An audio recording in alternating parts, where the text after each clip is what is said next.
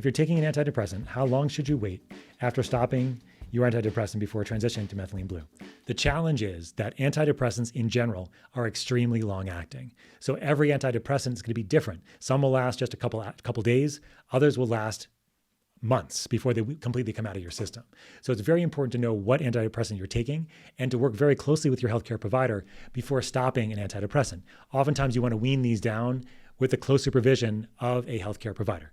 Now, that being said, I do have a couple colleagues that are integrative psychiatrists that have been able to do this, wean their patients down on their antidepressants while slowly starting their methylene blue in its place. Now, this is not something you want to do on your own, okay? This is something you want to do with a healthcare provider facilitating the process. It can take a long time to come off an antidepressant.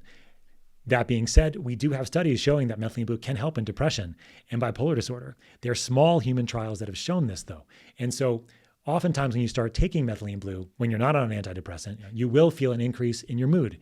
I have a good story for this. I was just talking to a colleague of mine that was working with somebody that had just lost their spouse not too long ago. And they were just not doing well. They were having depressed mood.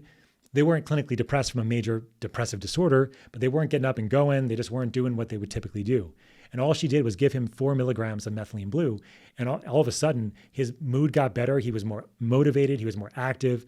And I've seen this time and time again. It can just give people that little bit of a mood bump, that little bit of an energy bump because of how methylene blue works, right? It does work as a mitochondrial optimizer, increasing energy, detoxification, but it does have an increase also in serotonin, norepinephrine, and dopamine. This is why you have to be careful with methylene blue if you're taking an antidepressant or medications that also have an effect on those particular neurotransmitters. But at the same time, that's why it does help with the mood to some degree. Mood elevation is a part of taking methylene blue, and it's that boost that many people need.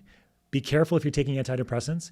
Work with a healthcare practitioner, wean them off slowly, and hopefully over time you can come off the antidepressant if that works for you. And methylene blue might be a way to support your mood, support your mitochondria at the same time.